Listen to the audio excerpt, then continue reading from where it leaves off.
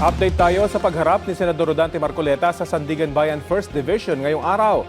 Detalye tayo sa ulat on the spot ni Maki Pulido. Maki? Tumangging maghain ng plea si Senador Rodante Marcoleta sa kasong violation of PD 46. Dahil dyan, naghain ng Sandigan Bayan 1st Division ng not guilty plea para sa kanya. Not guilty naman ang inihain ng kapwa niya akusadong si Aristotle Viray. Ayon sa abogado ni Marcoleta na si Attorney Moises Tolentino, hindi sila nag-enter ng plea dahil may mga nakahain silang petisyon sa Korte Suprema.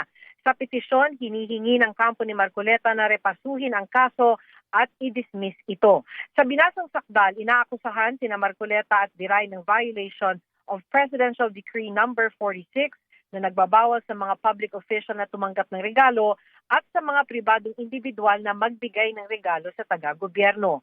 Noong January 9, 2025 daw ay nagbigay si Viray ng 20 million pesos kay Marcoleta bago mag-eleksyon. Rafi? Maraming salamat, Maki Pulido.